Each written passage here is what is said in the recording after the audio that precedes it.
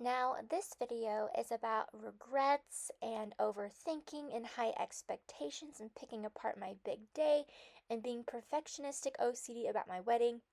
And I don't want to sound ungrateful. I mean, it was well attended, it was beautiful, it was fun, but let's still debrief and take these notes into account. I actually had a dream a while ago about my wedding day, and I woke up so glad that it wasn't real because, it was really bad. And real life is really good.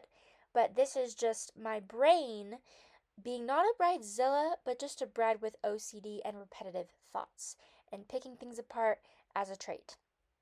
Anyway, so this was my last time dyeing my hair. I dyed it back to my brown, as close to my roots as I could get it. Not dyeing it again. I will lose a hefty bet with my now husband, Nate, if I dye it again. That's just a joke. Anyway, so I was gonna have my sisters do my hair and makeup, but one of my sisters couldn't make it to the wedding. She's in Boston and it's too expensive and all kinds of things, but that's okay. But instead, I had a family friend do it.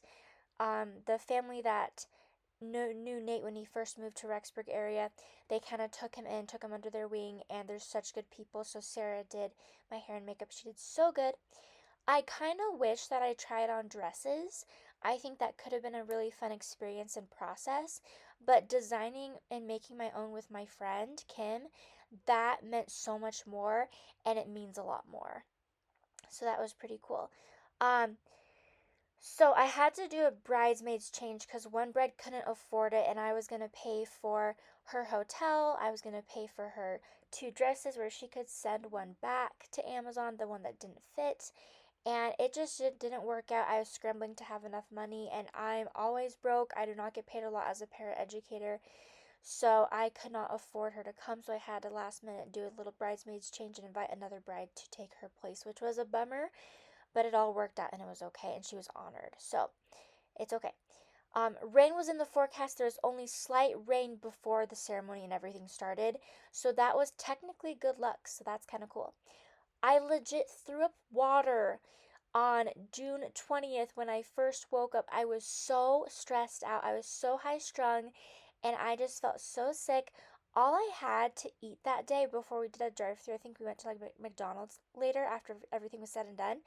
I legit had some pieces of white bread and some sips of Gatorade, and that was literally it. I couldn't do any more.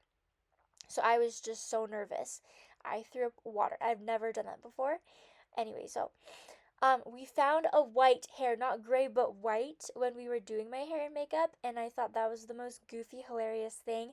And Sarah, she just plucked it out. I wish we could have kept it. It would have been kind of funny. But of all days, I wonder if the stress got to me and it turned a little piece of my hair white. Anyway, my vows went amazing. I did not stutter. I was not too nervous. I was shaky and trembling a little bit, but they went smoothly. Nate's were beautiful as well, and I got the point across, and that was to me the best favorite part of the whole day. Yeah, like I said, this is just perfectionistic OCD, just remembering what I could have, should have, whatever done. We almost lost the ring, so we practiced earlier that morning, earlier that day before everything started, and my little nephew, he lost the two rings. We're gonna get mine fused together here pretty soon, but he lost the rings, and when I looked on the floor, it was the first thing I saw. I saw them not too far from each other, and it all worked out. It was fine. I wish I had said thank you to my ladies, to my bridesmaids. They were so precious to me. There was Emily, Connie, and Sarah, and it was all a rush. It all happened so fast, like us leaving. I mean, it ended at 7:30, and I knew the videographer and the photographer had to go pretty soon, so I was scrambling to get done. I was doing the best I could, but I wished I said goodbye and I talked to more people too, but that's okay. I did the best I could.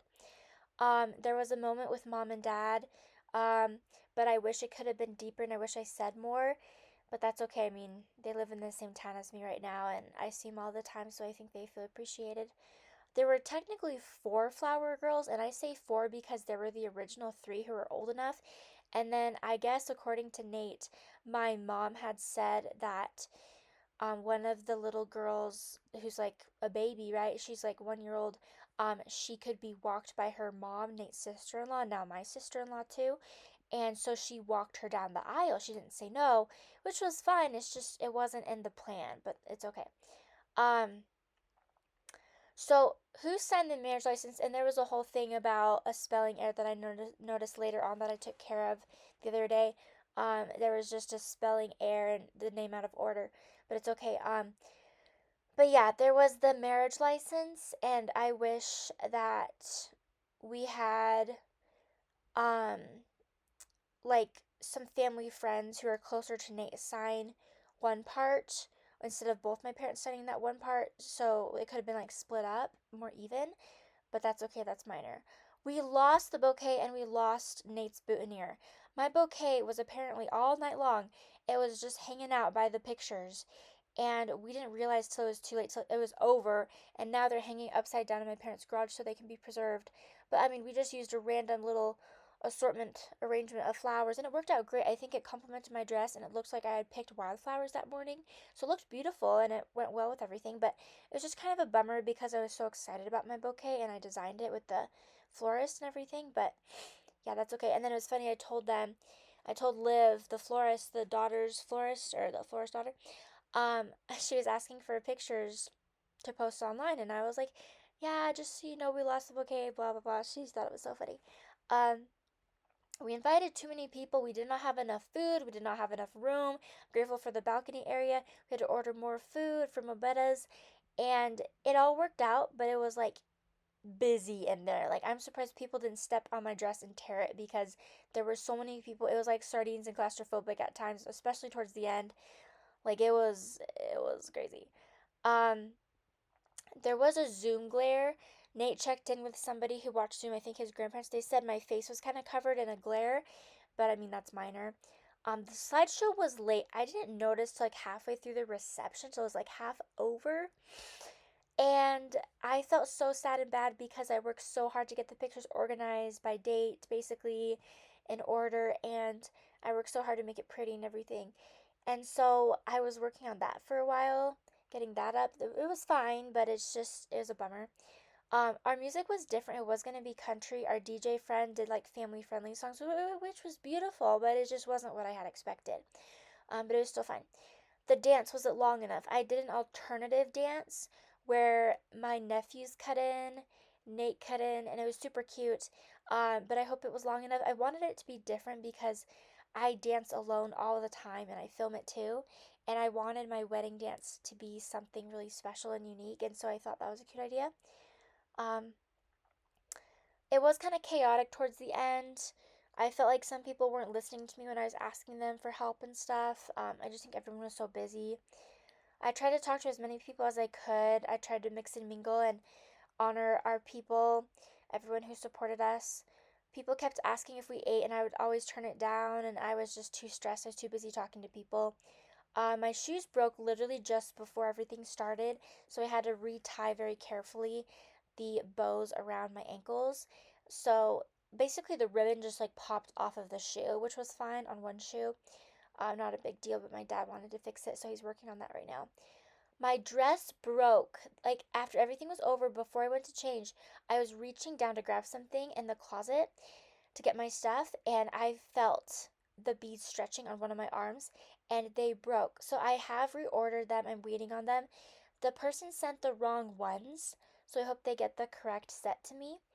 But I'm just gonna have my seamstress friend redo that portion and help with that the next time I see her.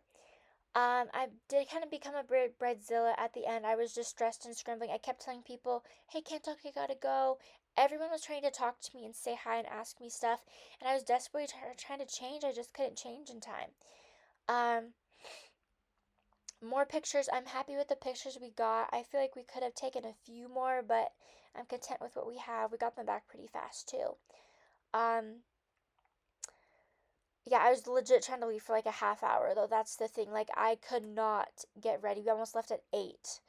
Yeah, it was like almost 8 by the time we left. It was supposed to be 7:30, and I was just scrambling to go, but everyone was talking to me, and I felt kind of rude and rushed with one gift at one point. It was a beautiful metal piece with our names on it and established 2026 on it, and it was just stunning. But I was just trying to get to the bathrooms in the hallway so I could change so we could go.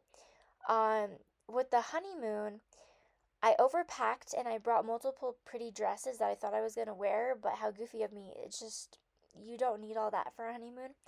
And I really only wore one dress for pictures. I'm so glad I wasn't on my period. That would have been a disaster. I'm on the IUD, but I feel like periods kind of comes and goes with stress, and I've gotten them. I've gotten periods with being stressed, and I'm surprised I never did with the wedding and everything. Um, so yeah, married life, it feels the same. We just hang out even more, and I'm just so proud that I did the most social anxiety ridden day. Like me, I did that, and that just feels so good. And I'm just so happy and proud of myself because I did it. And it was just beautiful. So I'm glad everything worked out. Just making sure that I said everything according to my notes. Um, let me see, let me see.